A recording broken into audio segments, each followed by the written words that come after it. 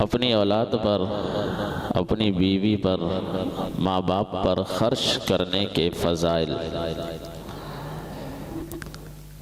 वो तमाम अफराद जो एक आदमी की सरपरस्ती में होते हैं, जिसमें माँ बाप भी शामिल, छोटे बहन भाई भी शामिल, बीवी, औलाद, हत्ता के खादिम, खुद्दाम, खिदमत करने वाले, वो तमाम अफराद जो एक शख्स की सरपरस्ती में होते हैं, उनके ऊपर खर्च करने का कितना अजर है, कितना सवाब है। कुरान और सुन्नत की रोशनी में इंशाअल्लाह चंद बातें आपके सामने अर्ज़ की जाएंगी। सबसे पहले तो ये समझें कि अल्लाह ताला ने हुक्म दिया है खैरात करने के हवाले से कि अच्छी चीज़ खैरात की जाए। हल्की चीज़, रद्दी चीज़, ऐसी चीज़ कि जिसमें इंसान को खुद रग़बत ना हो, खुद अच्छी ना लगे, उसे खैरात करने से मना किया गया। और कम अज़ कम बहुत अच्छी ना सही, दरमियानी चीज़ तो बहरहाल ज़रूरी है। दरमियानी चीज़ अल्लाह के नाम पे खर्च की जाए। ऐसा ना किया जाए कि एक अल्लाह वाले ने किसी रेडी वाले से अल्लाह के नाम पे सवाल किया, रेडी वाले ने गला सड़ा हुआ केला उसको थमा दिया, गला हुआ अल्लाह के नाम पर। फिर उसी मांगने वाले ने पैसे दिए, 5 रुपए या 10 रुपए के, इसका केला दे दो, तो रेडी वाले ने बड़ा अच्छा केला दिया 10 रुपए का। दोनों केलों को हाथ में रखकर अल्लाह के सामने फरियाद करता है कि ऐ अल्लाह करीम, ये गला सड़ा केला तेरे नाम पर है और ये अच्छे वाला केला 5 रुपए का है। ऐसा ना करे, कम अज़ कम दरमियानी चीज़ वो खैरात करे, दरमियाना माल। और अगर आला किस्म का हो जाए तो बहुत अच्छी बात। किसी को हदिया देना, किसी को तोहफा देना, अच्छी चीज़ दी जाए, वरना कम अज़ कम दरमियानी चीज़ दी जाए। ये बात, अच्छा माल खर्च किया जाए। और आप ये भी समझते हैं कि घर वालों पे खर्च करना अहादीस में सदका करार दिया गया, जैसा कि इंशाअल्लाह मैं अभी आपके सामने कुछ रिवायात बुखारी शरीफ, मुस्लिम शरीफ से पेश करूँगा। घर वालों पे खर्च करना बेहतरीन सदका है, बेहतरीन खैरात है। अपने घर वालों को, बीवी बच्चों को, माँ बाप को, बहन भाइयों को अच्छा खिलाना, अच्छा लिबास मुहैया करना, अच्छी रिहाइश, जितनी इंसान की हैसियत है अपनी ताकत के मुताबिक, ये अल्लाह ने खुद फरमाया, अपनी हैसियत के मुताबिक अपने बच्चों पे, अपने घर वालों पे, अपने वालिदैन पे खर्च करें। ये एक दीन फितरत है। इंसानी अकल के मुताबिक अल्लाह ताला ने दीन नाजिल फरमाया। जैसा कि 12 नंबर 3 सूरह बकरा आयत नंबर 267 अल्लाह ताला ने यही मजमून बयान फरमाया, या अय्युहल्लज़ीना आमनू अनफ़िक़ू मिन तय्यिबाति मा कसबतुम, ईमान वालो अपनी कमाई में से पाकीज़ा माल अल्लाह की राह में खर्च करो। उम्दा माल, तय्यिबात, मा रज़क़नाकुम वला तयम्ममुल खबीसा मिन्हु तुनफिकून। खबीस, रद्दी, खोटा, हल्का माल ना खर्च करो। इतना हल्का माल कि वलस्तुम बिआखिज़िही, कि तुम खुद जिसको इस्तेमाल ना करना चाहो, इल्ला अन तुग़मिज़ू फ़ीह, मगर शर्मसारी से। आपने किसी मेहमान को उसका इकराम किया, उसको खाना खिलाया, अब वो खाना मेहमान के मेयार का ना हो तो शर्म से तो वो खाएगा, लेकिन अल्लाह ताला ने मना फरमाया कि ऐसा नहीं, अपने मेहमान का इकराम करो, अपने बच्चों का इकराम करो। इतना घटिया माल ला तयम्ममुल खबीसा मिन्हु तुनफिकूना, मत खर्च करो कि जिसे वलस्तुम बिआखिज़ीही, जिसे तुम खुद ना लेना पसंद करो। इल्ला अन तुग़मिज़ू फ़ीह वालमू, जान लो, अन्नल्लाह गनियुन हमीद, बेशक अल्लाह बेपरवाह है, गनियुन, उसे तुम्हारे इस घटिया माल की हाजत नहीं, हमीद, तमाम खूबियों का मालिक है। जिस रब के नाम पे तुम खर्च कर रहे हो वो गनी है, वो हमीद है, तमाम खूबियों का मालिक है, तमाम तारीफों के लायक है। उस रब के नाम पर पाकीज़ा साफ सुथरा माल खर्च करो। अश-शैतान यइदुकुमुल फ़क़्र, अल्लाह ने क्या फरमाया कि शैतान तुम्हें फ़क़्र व फ़ाक़ा से डराता है। अल्लाह ताला ने अकीदे की इस्लाह फरमा दी कि अगर तुम अल्लाह के नाम पे अच्छा माल खर्च करोगे तो शैतान तुम्हारे जहनों में बात डालेगा कि भाई अगर मैंने अच्छा माल खर्च किया तो मेरे घर में गुर्बत आ जाएगी, मेरे माल में कमी हो जाएगी, मेरे माल में फ़र्क पड़ जाएगा। तो फरमाया शैतान तुम्हारे दिलों में ये वसवसे डालता है, तुम्हें फ़क़्र व फ़ाक़ा से डराता है। वल्लाहु यइदुकुम मग़फ़िरतम मिन्हु व फ़ज़ला, जबकि अल्लाह तुमसे बख्शिश का वादा करता है और अपने फजल का। क्या मतलब? अगर तुम अल्लाह के नाम पे माल खर्च करोगे तो तुम्हें बख्शिश मिलेगी, तुम्हारी मग़फ़िरत की जाएगी और उसकी बरकत से तुम्हें अल्लाह ताला रिज़्क़ अता करेगा। ये अल्लाह का वादा है। कुरान करीम की बहुत सी आयत में अल्लाह ताला ने ये मज़मून बयान फरमाया कि उसके नाम पे खर्च करने से तुम्हें माल मिलेगा, तुम्हें रिस्क मिलेगा, तुम्हारी जान में बरकत, तुम्हारे माल में बरकत, तुम्हारी औलाद में बरकत, अल्लाह ने फरमाया। ये अल्लाह का वादा है। माल की बरकत, औलाद की बरकत, घर की बरकत, कारोबार की बरकत, ये अलग है। इसके अलावा तुम्हारी बख्शिश भी कर दी जाएगी। लेकिन शैतान तुम्हें पट्टियां पढ़ाता है कि नहीं, पहली बात खर्च करना नहीं, और अगर करना है तो हल्का माल, घटिया माल, जैसा कि लोग करते हैं आमतौर पे खैरात करते हैं। आपने देखा ही होगा कि किस किस्म का माल खर्च करते हैं। खैरात करते गरीबों के लिए, अपने मेहमानों का इकराम और अंदाज से करते हैं गरीबों को, और पैमाने अलग अलग है। अलग अलग पैमाना नहीं होना चाहिए, अपनी हैसियत के मुताबिक अच्छा सदका करना चाहिए। ये हो गई पहली बात। औलाद पे खर्च करना सदका है, बीवी पे खर्च करना सदका है, माँ बाप पे खर्च करना सदका है, खैरात है। तो कैसा करना चाहिए? अच्छा करना चाहिए। बहुत से फजाइल है।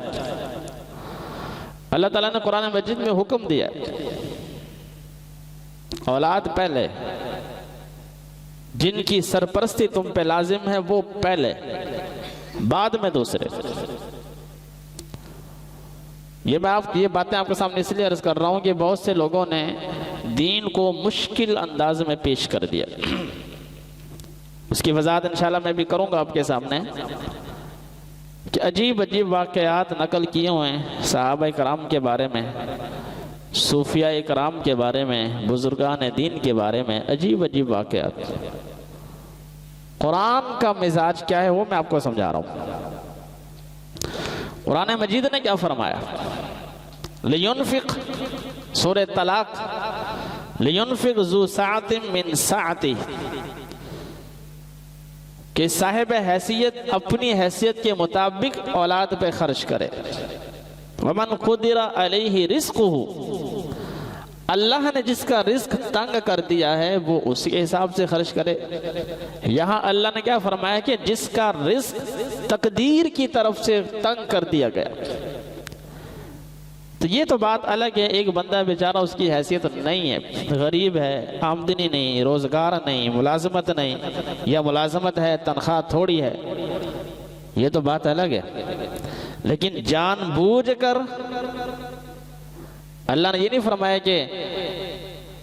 कि साहिब हैसियत अपने हिसाब से खर्च करे या वो चाहे तो बुखल करे। नहीं, अल्लाह ने क्या फरमाया सूरह तलाक में कि साहिब हैसियत अपने हिसाब से खर्च करे और जिसका रिस्क अल्लाह की तरफ से तंग कर दिया गया वो उस हिसाब से खर्च करे।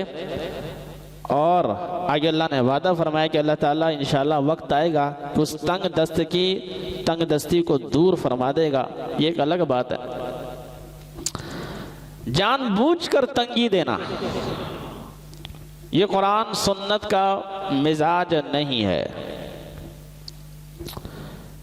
इसी तरह सूरह बकरा आयत नंबर 233 में क्या फरमाया, वालल मौलूद लहू रिज़्क़ुहुन्ना व किस्वतुहुन्ना बिल मारूफ, कि वालिद के ऊपर ज़रूरी है अपनी औलाद और अपनी बीवी का रिस्क और उनका लिबास बिल मारूफ, अच्छे तरीके के साथ।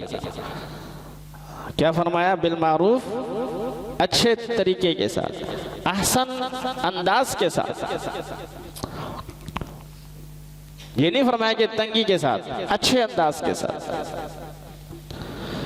इसी तरह सूरह बकरा की आयत नंबर 219 में फरमाया, सहाबा कराम ने सवाल फरमाया, या रसूल अल्लाह सल्लल्लाहु अलैहि वसल्लम हम अल्लाह के नाम पे क्या खर्च करें, कितना खर्च करें अपना माल?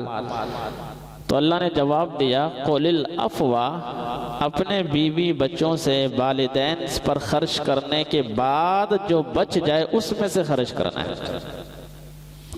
ऐसा नहीं करना है कि बीवी बच्चे भूखे, माँ बाप मोहताज, घर वाले मोहताज, सारा उठा के खैरात कर दो, ऐसा नहीं। ये सूरह बकरा की आयत कि अपने बीवी बच्चों पर खर्च करने के बाद जो आपके पास माल बचेगा वो खर्च करो राह खुदा पर।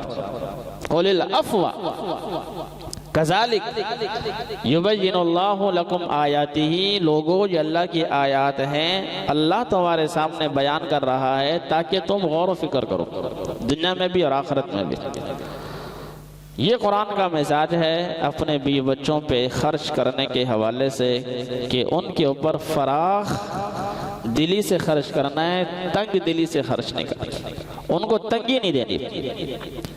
इसी तरह पारा नंबर 4 के आखिर में फरमाया, वआशिरूहुन्ना बिल मारूफ, कि अपने घर वालों के साथ जिंदगी गुजारो, मुआशरत, रहन सहन अच्छा, अपनी हैसियत के मुताबिक। उन्हें तंगी देकर खर्च करना दूसरों पर, ये ठीक नहीं। घर वाले मोहताज हैं, घर वाले भूखे हैं और दूसरों पे खर्च करते फिरो। अब आप आ जाएं, इससे हटकर जो वाकयात बयान किए गए, कितने वाकयात आप सुनते हैं। हज़रत उमर बिन अब्दुल अजीज रहमतुल्लाह अलैह के बारे में कि अपने घर वालों को रोजाना प्याज से रोटी खिलाते थे, प्याज। अब ये बताओ, इतनी बड़ी हस्ती है, हजरत खलीफा राशिद हैं, सारी बहुत बड़ी दुनिया पर हुक्मरानी है, उनकी पूरी सल्तनत में कोई बंदा ज़कात का मुस्तहिक नहीं, इतनी माल की फरावानी, इतनी दौलत की फरावानी, लेकिन तसव्वुर क्या दिया जा रहा है मुझे और आपको, दीन का जो हुलिया बयान किया जा रहा है जिससे लोग मुतनफ़िर होते हैं दीन की जिंदगी से, कि अपने बच्चों को तंगी दे रहे हैं। ये तो कुरान के मिजाज के खिलाफ, कुरान के उसूल के खिलाफ।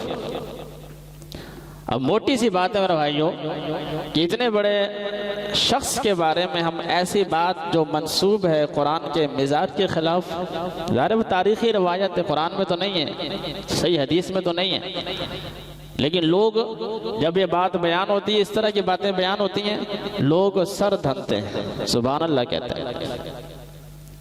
लेकिन ये नहीं पता कि इन बातों के ज़िमन में लोगों के जहनों में दीन के बारे में क्या तसव्वुर जाता है कि दीन ने ये तालीमात दी, और इतने बड़े लोगों के बारे में ये बातें, इतने अजीम लोगों के बारे में। ये तो सिर्फ मैं आपको एक मिसाल दे रहा हूँ, इस तरह की बेशुमार मिसालें, बेशुमार।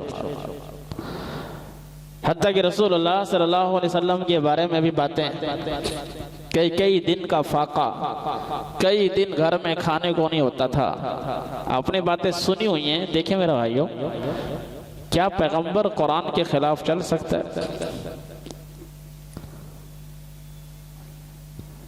क्या मेरे और आपके ज़माने में नबी सल्लल्लाहु अलैहि वसल्लम होते, हमारे मोहल्ले में होते, हमारे गांव में होते, आपके इल्म में होता कि नबी के घर में खाने को कुछ नहीं, तो क्या आप नबी के घर में खाना ना भेजते? नबी की बीवियां भूखी हैं, जबकि आप जानते हैं कि पैगंबर हदिया कबूल करता था। सदका नहीं लेते थे पैगंबर, लेकिन हदिया तो लेते थे। क्या यह मुमकिन है कि आपके गांव मोहल्ला में नबी होता, सच्चा पैगंबर, अंबिया का सरदार, और घर में चूल्हा ठंडा पड़ा है 2 महीने से, और आप वो नकल भी कर रहे हैं, हदीस नकल कर रहे हैं? क्या आपने नबी के घर में खाना नहीं भेजा? ये कैसे हो सकता है? मैं उस तरफ अभी नहीं जाता कि ये रिवायात हैं सही हैं या ज़ईफ़ हैं या कमज़ोर हैं।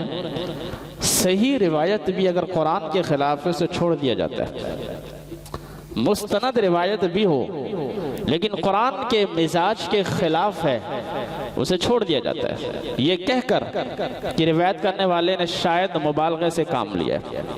ले सकते हैं, लोगों की आदत है कि बात कुछ होती है उसको बढ़ा चढ़ा कर बयान किया जाता है। यही हाल मिंबर व मेहराब पे होता है, यही हाल तसव्वुफ के अंदर है। सूफिया इकराम के जो वाक़यात हैं, घर में तंगी, घर में बच्चों को खाने के लिए कुछ नहीं, लिबास नहीं, दूसरों को खैरात कर रहे हैं, दूसरे हजारों लोग खा रहे हैं, घर में तंगी। ये दीन है? ये शरीयत है? कि उस अल्लाह वाले के दस्तरखान से दूसरे लोग खा रहे हैं, सुबह दोपहर शाम, हजारों की तादाद में, घर में खाने को नहीं, बच्चों को तंगी दी, इसको दीन का नाम दे दिया, शरीयत का नाम दे दिया। लोग मुतनफ्फिर होते हैं, फिर लोग दीन की तरफ आते नहीं। लोग ये समझते हैं कि दीन इतना मुश्किल। खिलाफत के बारे में अल्लाह माफ फरमाए कैसे कैसे वाक़यात हैं। हज़रत अबू बकर सिद्दीक, हज़रत उमर, हज़रत उस्मान, ये जो खुलफाए इस्लाम है, इनकी तरफ बातें मंसूब की गई हैं। हज़रत उमर के बारे में आता है कि वो हलवा बनाया घर वाली ने, हज़रत उमर के सामने हलवा पेश किया, हज़रत उमर ने हलवा खाया। बीवी से पूछा तूने हलवा कहाँ से बनाया? तो बीवी ने कहा कि आप जो रोज़ाना मुझे खर्च देते हैं उसमें से मैं इतने आने रोज़ाना बचा लेती हूँ। आना वो महीने में इकट्ठे हो गए, इतने पैसे बन गए कि मैं हलवा बना लूँ, मेरे बच्चे खाएं, आप खाएं। तो हज़रत उमर रज़ी अल्लाह ताला अन्हु ने जाकर उतने आने तनख्वाह कम कर दी बैतुल माल में से। अब आप ये बताएं मेरे भाइयों, हलवा कौन खाता है? किसके घर में रोज़ाना हलवा बनता है? को महीने में एक आध मरतबा बीवी का, बच्चों का दिल कर भी गया हलवा खाना है, मीठी चीज़ खानी है, मिठाई खानी है, कुछ सवैयाँ खानी है, कि बना लेना जुर्म है? हज़रत उमर जैसे जर्नैल जो बोलते ज़मीन पर हैं, अल्लाह कुरान बनाकर नाजिल कर देता है। उनकी शख्सियत से आप ये तसव्वुर कर सकते हैं कि घर वालों को तंगी दी जाए? घर वालों को एक मामूली सी चीज मनपसंद की जो बनी भी महीने के बाद है, रोजाना नहीं, उससे भी महरूम कर दिया जाए, ये दीन का तसव्वुर पेश किया जाता है। इसी लोग दीन की तरफ नहीं आते। लोग कहते हैं दीन इतना मुश्किल। ये मैंने दूसरी बात आपके सामने रस कर दी। पहले मैंने कुरान का मिजाज बयान किया और फिर जो वाक़यात हैं जो दीन के बारे में लोगों के सामने फैला दिए गए, अल्लाह वालों के फैला दिए गए कि रोटी घर में आई, घर वाले बच्चे भूखे हैं 2 दिन से, कहीं से अल्लाह ताला ने रोटी भेजी बच्चों के लिए, कोई मांगने वाला आया, सारा उठा के उसको दे दिया। कुरान तो मना करता है, कुरान तो मना करता है। मांगने वाला है, पत्नी मांगने वाला कैसा था? हालांकि कुरान का तो हुक्म है, दीन का हुक्म है कि मांगने देने वाले की तहकीक करो। यहाँ भी लोग सवाल करते हैं अक्सर नमाजों के बाद, मैंने खुद अक्सर लोगों की तहकीक की है, वो सारे कई फ़ोन मुझे आए थे, हमने फलां बंदे को कहा जी मेरी वालदा का कैंसर है, ऑपरेशन है, हमने 20,000 उसकी मदद कर दी, बाद में पता लगा कि फ्रॉड था। मुझे कितने फ़ोन आए। अब बच्चे 2 दिन से भूखे हैं, रोटी किसी बंदे ने भेज दी, मतलब मेरे बच्चे भूखे, आपको पता लगा, आपने खाना भेज दिया कि मौलवी साहब के बच्चे भूखे हैं, उनको खाना दो। इतने में कोई साहिल आ गया, सारा खाना उठा के साहिल को दे दिया। ये कौन सा दीन है जरा साहब? लेकिन लोग सुभान अल्लाह कहते हैं, लोग कहते हैं माशाल्लाह बहुत बड़ा बुजुर्ग था। ये बुजुर्ग ही नहीं है, ये बुजुर्ग ही नहीं है, ये दीन के खिलाफ। हाँ, अगर देना भी है एक हिस्सा दे दो, 3 रोटियों में से 1 रोटी दे दो, 2 तो खुद खाओ, बच्चों को खिलाओ। अगर देना भी है, सवाल करने वाले ने सवाल किया, वाकई वो मोहताज था, तो 1 हिस्सा दे दो। और दीन ने भी यही कहा। तो इस तरह की बहुत सी चीजें आपको मिलेंगी। पहली बात, लोग मुताला करते नहीं, जब करते हैं तो उसका दिमाग चकराता है कि ये दीन है। घर वालों पे खर्च करना, बात ये चल रही है। सही मुस्लिम में रिवायत हजरत अबू हुरैरा रज़ी अल्लाह ताला अन्हु से, मुस्लिम शरीफ की रिवायत, रसूलुल्लाह सल्लल्लाहु अलैहि वसल्लम ने फरमाया कि 1 दीनार वो होता है जो इंसान राह खुदा में जिहाद में खर्च करता है। दीनारुन अनफक्तहु फी सबीलिल्लाह, और व दीनारुन अनफक्तहु,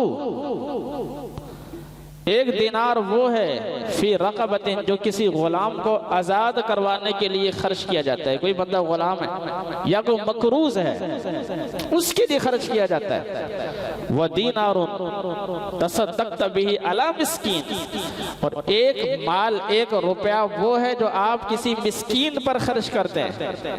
वह दीनारुन अनफक्तहु अला अहलिक, और 1 दीनार वो है, 1 रुपया वो है जो आप अपने घर वालों पे 4 चीजें बयान फरमाई। जिहाद में, किसी गुलाम या मकरूज की गर्दन छुड़ाने में, या किसी मिस्कीन को खाना खिलाने में, या अपने घर वालों पर। इन 4 में से अल्लाह के नबी सल्लल्लाहु अलैहि वसल्लम ने क्या फरमाया? इन 4 में से आज़मुहा अजरन, सबसे ज्यादा अजर जिस रुपया खर्च करने का है वो उस रुपए का है जो आपने अपने बच्चों पे खर्च किया। अब नबी ये तालीम दे रहा है। कहाँ जिहाद के फजाइल, कितने फजाइल हैं राह खुदा में खर्च कर, जिहाद में खर्च करने के कितने फजाइल हैं। कुरान ने बयान फरमाए कि जिसकी गर्दन फंसी हुई है, कर्ज में या गुलाम है, उसको आजाद करवाने में माल खर्च किया जाए। कुरान ने फजाइल बयान फरमाए। मिस्कीनों को खाना खिलाने के कुरान ने फजाइल बयान फरमाए। लेकिन सबसे ज्यादा जिस रुपया खर्च करने पे अजर है वो उस रुपए का है जो आपने अपने बीवी बच्चों को ऊपर खर्च किया। दीन तो ये तालीम दे रहा है। अपने घर में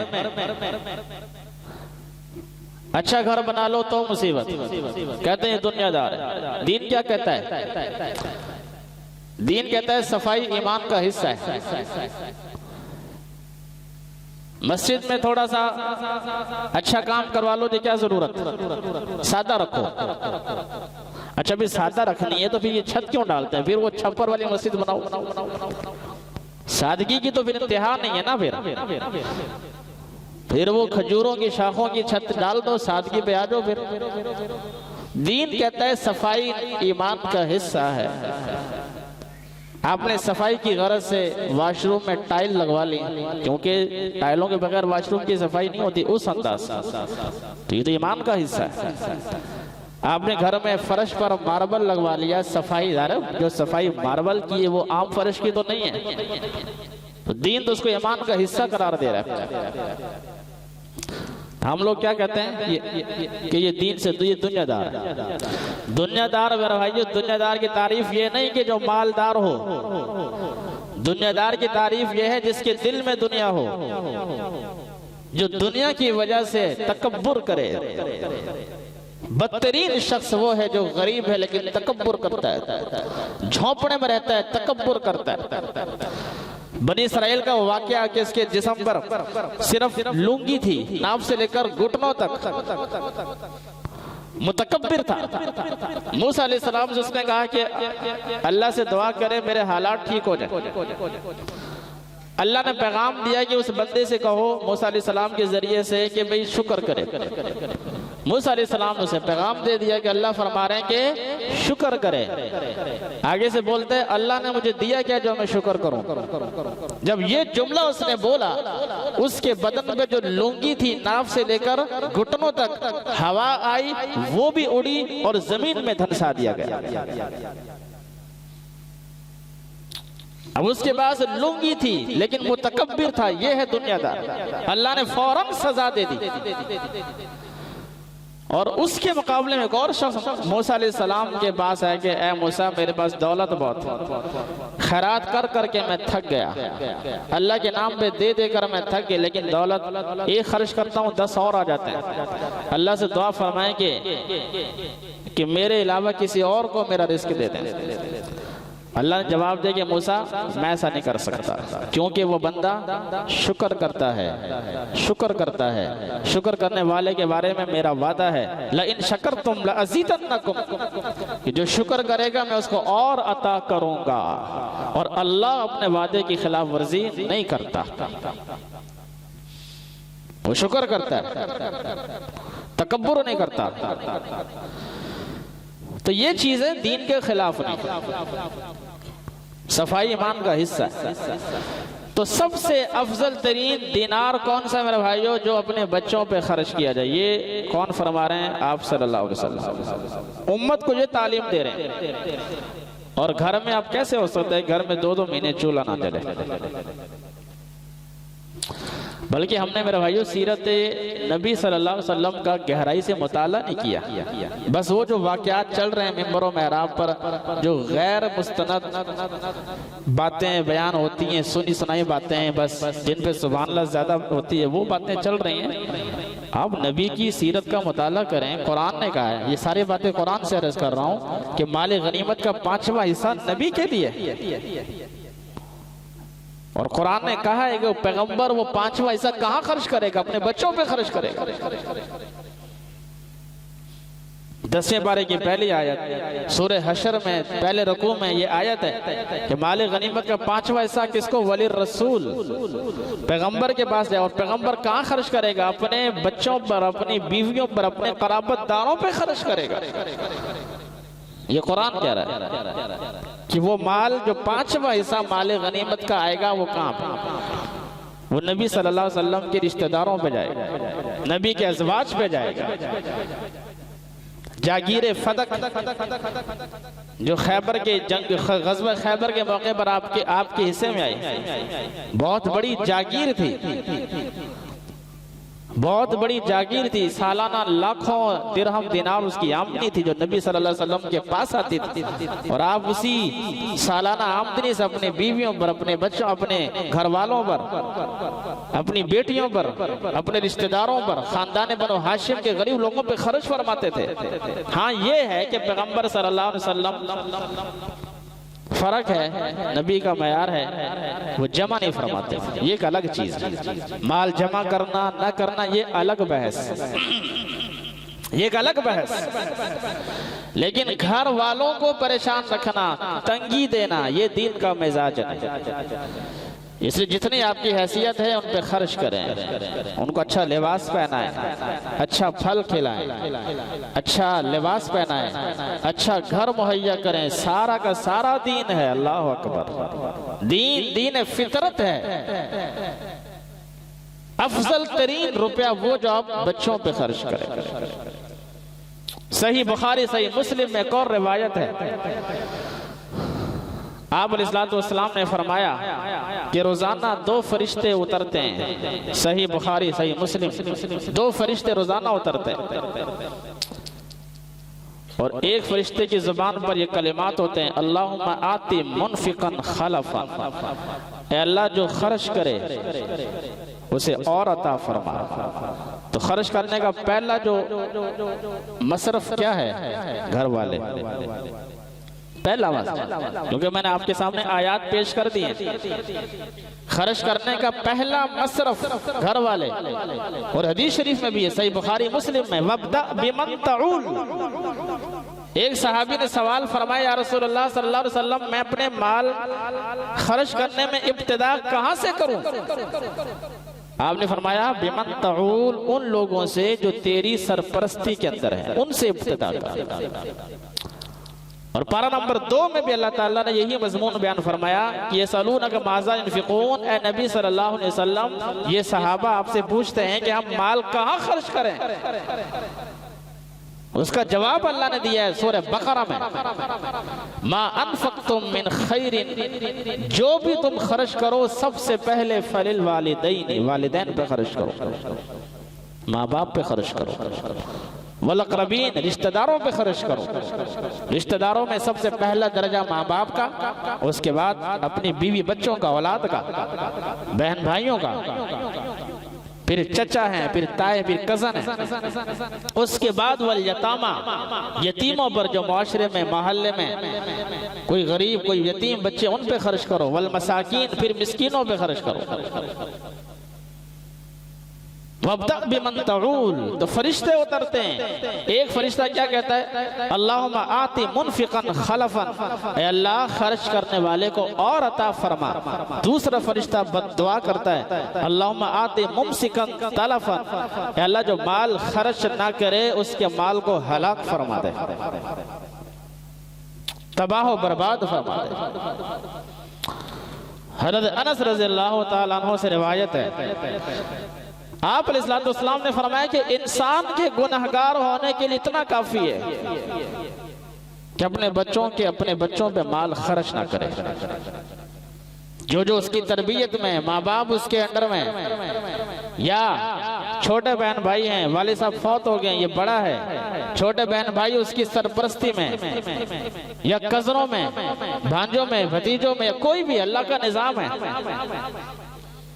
अल्लाह का निजाम है आपकी सरपरस्ती में, और आप उन पर खर्च नहीं करते।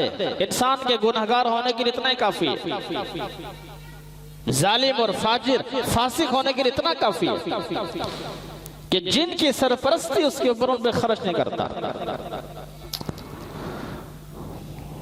सही बुखारी, सही मुस्लिम में रिवायत है, आप अलैहिस्सलाम ने फरमाया कि रिश्तेदारों पे खर्च करने से इंसान की उम्र में बरकत, इंसान के माल में बरकत होती है। जो आदमी ये चाहता है कि मेरी उम्र में बरकत हो, मेरे माल में बरकत हो, रिश्तेदारों पे खर्च करे, अपने अजीजों पे खर्च करे, बेहतरीन सदका।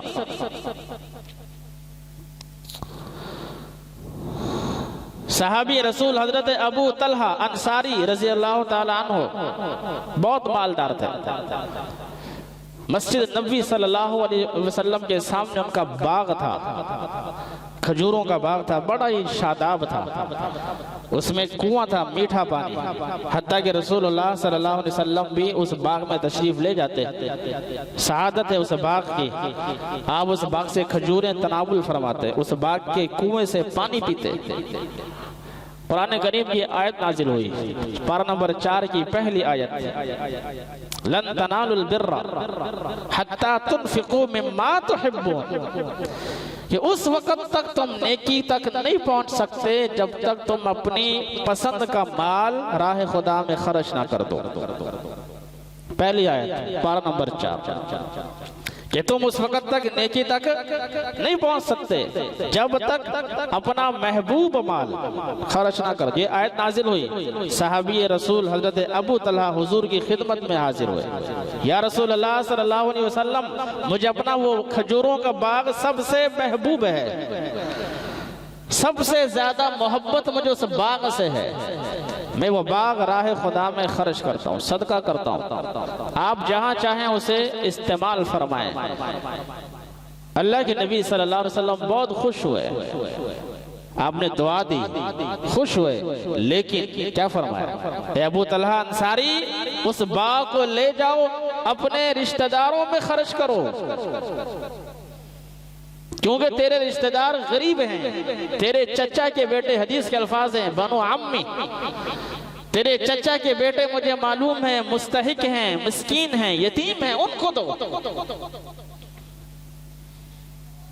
उनका पहले हक बनता है।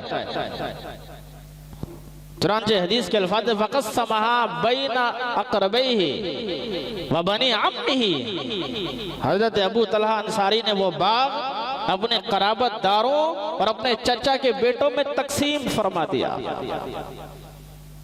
पहले उधर। लेकिन मेरे भाइयों, देखा यह गया है कि अगर अजीजों में कोई गरीब और मिस्कीन है उसका कोई ख्याल नहीं करता, बाहर दे देते हैं इधर उधर, दूर मोहल्ले में। वो टेलीफोन आ जाए, मेरी माँ को कैंसर है, शौकत खानम अस्पताल में, तहकीक भी नहीं करते। मुझे पिछले हफ्ते फोन आया कि 50,000 उसको दे दिया, तहकीक भी नहीं की, बाद में पता लगा वो फ्रॉड था। और घर में रिश्तेदारों में कोई बंदा मुस्तहिक हो जाए, बीमार हो जाए, मरीज बन जाए, उस पर नहीं खर्च कर, उसका बल्कि तमाशा बनाया जाता है, उसका मजाक उड़ाया जाता है, तालियां बजाई जाती हैं। वो अगर कर्ज मांगने आ जाए उसको कर्ज नहीं दिया जाता। क़राबतदारों का बड़ा हक है मेरे भाइयों। आइंदा जुमा भी इंशाअल्लाह इसी की मजीद रिवायात हैं, सिला रहमी और क़राबतदारों पे खर्च करने के फ़ज़ाइल इंशाअल्लाह मजीद आपके सामने आएंगी। हर इंसान अगर अपने अपने दायरा अहबाब को, जिसे कहते हैं ना मुर्गी अपने बच्चों को अपने परों के नीचे उन पर साया कर देती है, उन पर धूप ना पड़े, हर इंसान अगर अपने अपने खानदान वालों पर साया बन जाए, छांव बन जाए, तो माशरे में अमन कायम हो जाए, गुर्बत खत्म हो जाए। अल्लाह हम सबको अमल की तौफीक अता फरमाए।